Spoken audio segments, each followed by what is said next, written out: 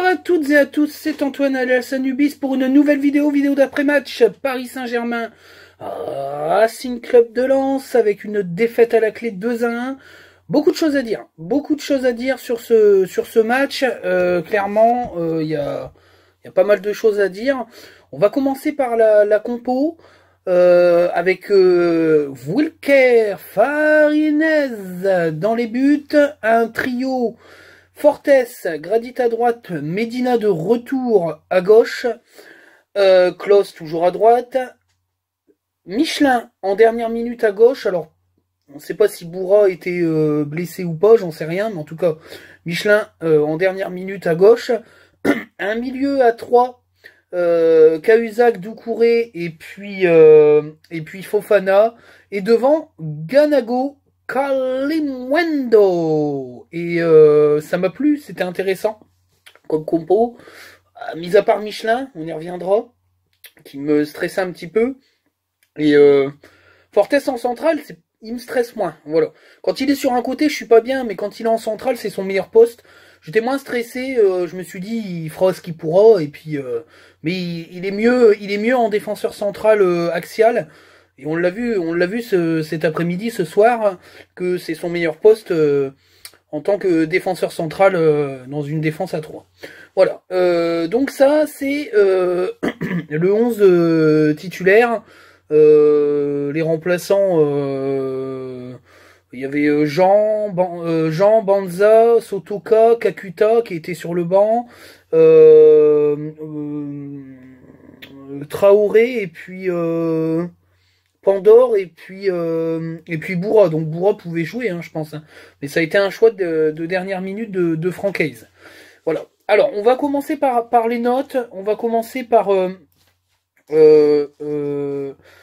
une note d'encouragement pour un gardien que j'aimerais bien garder. Je mets 8. Un très bon match de Farinez, parce que je pense que si on perd que 2-1, c'est grâce à lui. Il peut pas faire grand chose sur les deux buts. D'ailleurs, voilà, le deuxième but, c'est pour Grady, parce qu'il doit jamais tacler. Alors après, est-ce qu'il a parlé ou pas, je sais pas. Mais je lui mets un 8 d'encouragement, c'est un très bon match. Il a sauvé un superbe coup franc de Neymar. Il a été sur des parades, sur pas mal de frappes. Franchement, moi, il me rassure. Pour l'année prochaine, je pense que ce match, c'est un match charnière pour lui. Alors il prend 2 buts, mais il prend 2 buts, le premier il peut rien faire, Neymar il est devant lui, il l'ajuste, et puis le deuxième c'est une superbe tête de Marquinhos, ça fait 2 têtes en 2 matchs. On aurait préféré une autre issue on aurait préféré la même issue que le match contre City, mais en tout cas voilà. Le 8, c'est pour notre ami Farinez. Continue comme ça. Moi, je te veux l'année prochaine. J'ai toujours dit que ce gardien, il avait quelque chose. Il a un jump de ouf sur sa ligne. Il va chercher des ballons. Alors, il y en a un, il est un peu plus facile, mais le coup franc de Neymar, il le détourne sur la barre. Franchement, il est vraiment intéressant. Je pense que il a marqué des points aux yeux du staff. Il a fait le boulot. Voilà. Après, il perd. Bon, bah, chaque match qu'il a joué, là, il a perdu ou... Ah non, j'ai un doute. Ah ben non, contre Brest, il y a match nul. Donc il n'a pas perdu tous ses matchs. Parce que les rentrées, c'est contre Brest qui rentre, hein, si je dis pas de conneries. Si je dis pas de bêtises, je crois qu'il rentre... ou c'est contre Nîmes. Bah, ça doit être contre Nîmes. Alors bah non, c'est contre Nîmes. Je dis une bêtise, bah, d'ailleurs on gagne. Donc il a pas perdu. Il a perdu le match de Coupe de France, et puis il a perdu le match de Coupe de France, et puis il a joué 2 matchs en Coupe de France, Nantes et puis le Red Star. Donc il a joué 1, 2, 3, 1, 2, ouais, 3 matchs, 3, allez. Donc voilà, mais en tout cas, voilà, 8, très bon match, continue comme ça, il reste chez nous, faut pas partir, je pense que t'es l'avenir du club, t'es un super gardien, petit mais avec un jump de dingue, franchement, il m'a fait plaisir. Voilà, il prend 2 buts, mais franchement, on aurait pu en prendre plus face à Paris, sur les occasions qu'ils ont eues, donc bravo à toi, Wilker, très content de t'avoir vu titulaire, tu nous sauves un goal average beaucoup plus négatif que ça, donc c'est une très bonne prestation. J'ai mis la note de 3 à notre ami Facundo Medina. Très mauvais match. mauvais match. Mauvais match parce que... très mauvais match parce qu'il s'est repris un petit peu, mais sur le but de Neymar, il est clairement fautif parce qu'il fait n'importe quoi du pied droit. Il y a quelques actions où il cafouille un petit peu, il fait un peu du Medina, le côté un peu négatif de Medina, mais sinon sur l'homme, il a fait pas mal de choses intéressantes dans les duels, mais c'est un mauvais match parce que clairement il nous met dans la sauce et il a pas été bon. Donc il a fait des bonnes choses, mais pas assez par rapport aux très mauvaises choses qu'il a fait, donc ça fait un mauvais match. Voilà, mauvais match, 3 pour Facundo Medina, à revoir. Je pense qu'il a perdu le rythme, c'est un joueur qui doit avoir beaucoup de rythme pour être bon. Malheureusement, voilà, ça va être compliqué. J'ai mis la note de 7 à Fortes. Il fait un bon match, Fortes, comme je l'ai dit en intro, il a été en centrale très costaud, très peu d'erreurs. Bon, encore des relances par pain, mais c'est pas son fort, on le sait, donc on va pas non plus à chaque fois le dire. Mais dans les duels, il a été bon, il a sauvé des coups, il a sauvé des passes. Franchement, bon match. Bon match de notre ami Fortes, qui est actuellement on va dire la doublure de Badé en centrale pour moi, et c'est plutôt positif. En tout cas, il fait un bon match.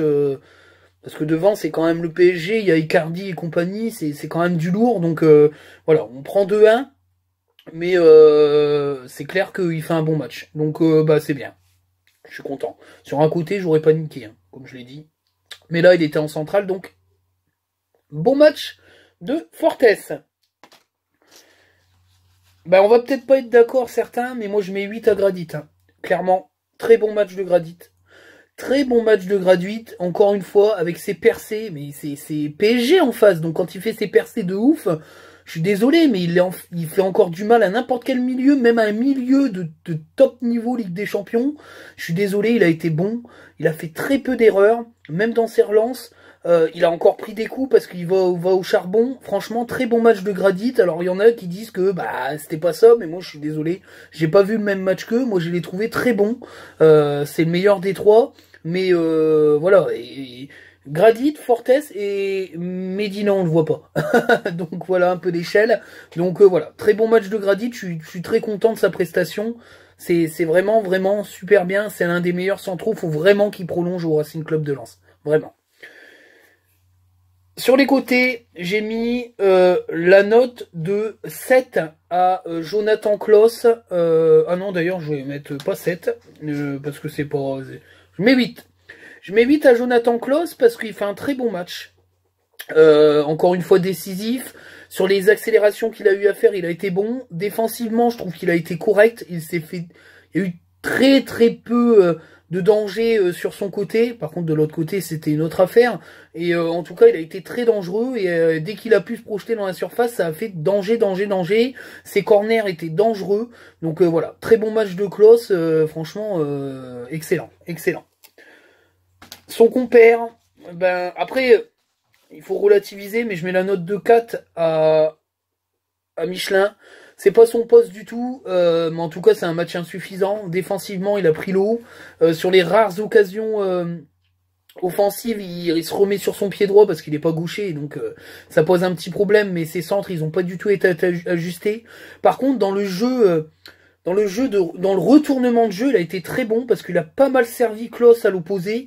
Donc franchement, voilà, il y avait des choses intéressantes, mais à gauche, il est pas du tout à l'aise. Donc j'ai mis 4, c'est un match insuffisant pour lui. Voilà, après, c'est pas son poste, donc on va pas non plus épiloguer 10 ans là-dessus. J'ai mis la note de 8 à Seko Fofana. Très bon match de Seko, monstrueux au milieu de terrain. Il y a quelques passes un petit peu ratées quand même. Le problème un petit peu dans la dernière passe, j'ai trouvé. Voilà, mais en tout cas, très bon match. Il manque cette finition dans la dernière passe pour qu'il soit vraiment tueur, quoi. Parce que sinon, il a pris la mesure du milieu de terrain parisien. C'est pareil, lui, ça va être très compliqué pour le garder, notre ami Seko Fofana, parce que il va sûrement y avoir des clubs qui jouent la Ligue des Champions qui vont se pencher dessus. Après, on l'a acheté 10 millions d'euros, il vaut plus 10 millions d'euros, là, il en vaut au moins le double, hein, donc voilà, il faudrait espérer le garder, mais je pense qu'on ne le gardera que si Augourlian et la direction comment dire, on le gardera que si la direction est ambitieuse et qu'elle fait un mercato à la hauteur de ce qu'on a fait cette saison, c'est-à-dire jouer l'Europe, jouer les places les places en coupe européenne, que ça soit la Challenge Europa Cup ou la Ligue Europa. Donc si le club n'est pas ambitieux, il cherche pas encore à essayer de maintenir cette 5e place ou cette 5, 6, 7e place, je pense qu'on pourra pas garder Seko Fofana parce que là, il a explosé aux yeux de l'Europe, comme tout l'effectif lensois, qui est très observé en Europe cette saison. Donc voilà, très bon match de notre ami Seko Fofana. Je mets un 7 à la doublette Doucouré Cahuzac, bon match. Bon, il a eu un petit peu de mal sur les rapidités, mais sinon sur le placement, il est tellement bon que il a été très peu mis en danger. Il a fait très peu de fautes. On a beaucoup parlé, il va découper Neymar, il a rien fait du tout. Il a fait un match propre et correct, il a été très bon. Moi, je n'étais pas inquiet parce que je pense qu'il a vraiment gommé tout ça. Il s'éclate, donc il a pas envie de dégager, de dégoupiller. Franchement, c'était intéressant. Il est sur l'avant-dernière passe sur le but parce qu'il lance superbement bien Klose, parce que je pense que c'est lui, j'ai un doute. Le commentateur dit que c'est lui, mais dans le feu de l'action, j'ai pas forcément bien vu si c'est lui ou Gradit, mais je crois que c'est Cahuzac qui lui met bien le ballon.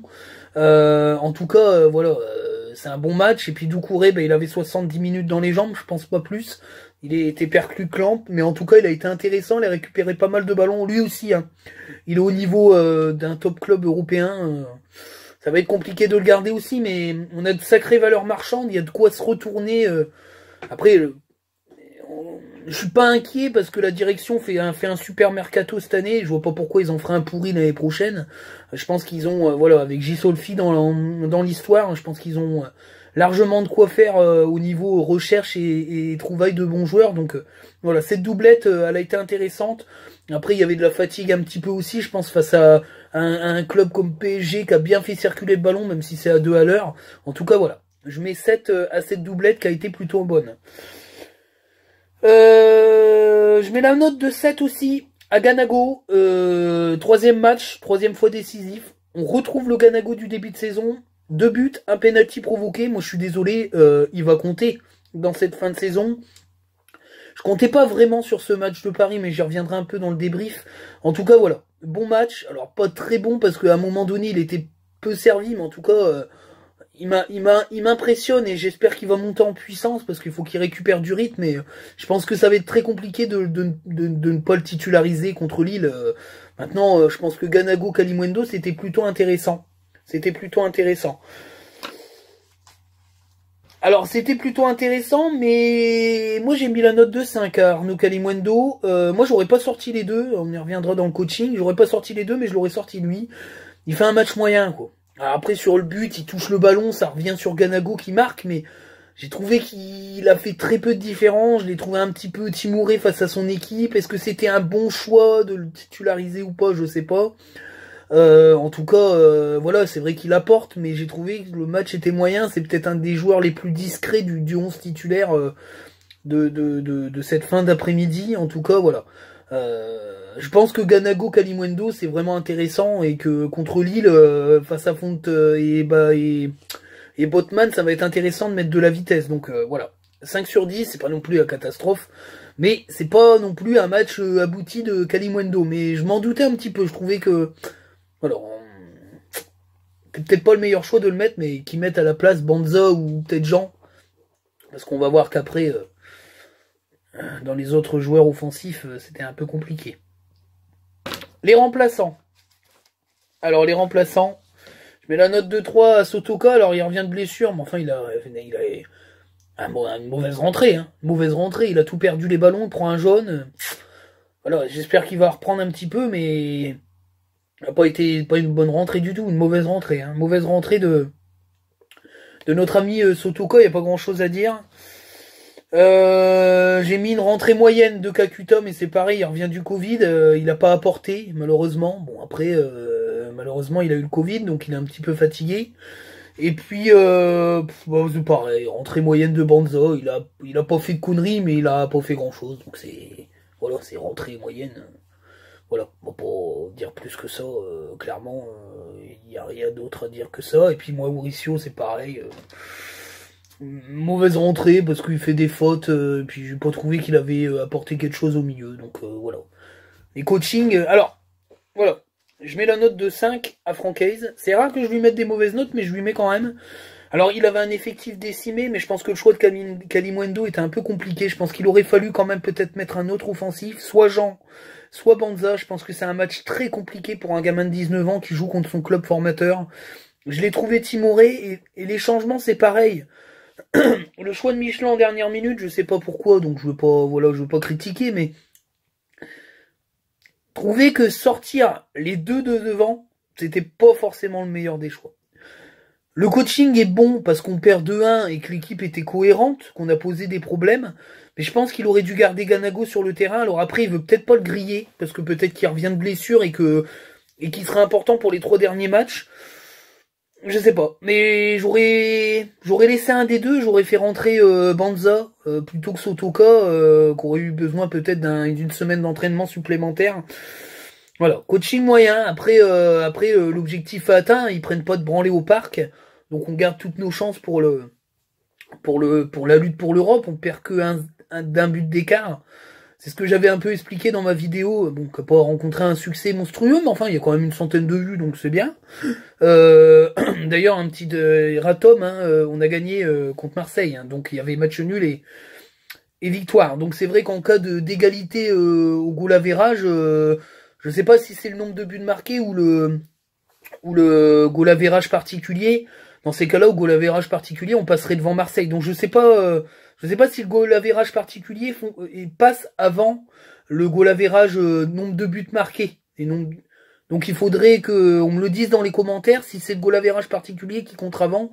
Donc dans ces cas-là, on a un avantage sur Marseille. Donc le nombre de buts marqués va être important pour la 5e, 6e place. Pour l'instant, on est toujours 5e, hein, faut quand même le dire. Voilà, donc ça c'est la partie notation. Alors l'arbitre, j'ai mis 7. Moi j'ai trouvé que Monsieur Brizard, il avait fait un bon match. Il a mis les cartons quand il fallait, tous les cartons et justifiés. Bon après, on y reviendra dans le match, mais il y a une faute sur Neymar. Mais bon après, le scandale derrière de Neymar qui fait sa diva et puis l'autre Leonardo qui vient impressionner Brizard. En tout cas, moi j'ai trouvé qu'il avait fait un bon match Brizard. Donc voilà, je le dis. Et Paris, Paris je mets la note de 4 parce que franchement c'était insuffisant. C'est un petit Paris qui va prendre une très grosse branlée à Manchester City. D'ailleurs, je mets aussi la note des supporters parisiens qui ont tagué le but. 0 à ces bandes de fils de chiens. Ils mériteraient que je les prenne en photo mort sur l'herbe, quoi. Petit clin d'œil à Bost. Ça mériterait ça quand même. Des cons comme ça qui taguent et en plus font des fautes d'orthographe, ça mérite que je les prenne en photo, que je les mette sur Twitter. Ah, c'est clair. Voilà. Et je pense que les gens vont savoir. On va encore dire, il a remis... Mais c'est une blague, on rigole. Faut se détendre. Faut se détendre la commu. Parce que là, c'est étendu quand même, hein. Un petit peu. Voilà, bon bref. Mais 0 pour ces bandes de cons. Allez vous faire enculer. Voilà. Vous allez prendre une branlée contre City. Moi, je ne supporterai plus de Paris en Ligue des Champions. Alors, je les ai jamais supportés, mais je les regardais et je me disais, un club français qui gagne la Ligue des Champions, c'est bien, mais pas vous, hein. Allez vous faire enculer, hein, clairement. Voilà. Donc, branlez, vive Manchester City, et j'espère secrètement que ça sera pas vous les champions, parce que franchement, vu le match que vous avez fait, c'est pas très mérité, quoi. Voilà. Alors, ça me fait chier, parce que ça serait Lille champion, mais il y a Monaco aussi. Moi, je veux Monaco. J'adore Kovac. Mais il faut qu'on gagne contre vous à la fin du championnat. Alors, gagnez vos matchs avant, être champion, et puis vous nous laisserez gagner pour aller en Europe. Allez. Le débrief. Donc, le match, en fait, le début du match est équilibré. On attaque. D'ailleurs, Abibeb le dit. On est courageux, on va chercher, on recule pas vraiment. Après, on est beaucoup dans notre moitié de terrain. Mais quand on a l'opportunité d'y aller, on y va. Et après, on commence à monter, à faire pressing sur derrière. D'ailleurs, on récupère des ballons. Et le match est équilibré. Il est même plaisant, parce que franchement, c'est pas Marseille-Strasbourg où on était à 12 000 derrière. Mais clairement, c'était plaisant. Après, Medina, il se craque. Neymar marque. Là où je me dis, c'est mort. mais on mérite d'égaliser. Il y a un peu de maladresse, il y a des occasions.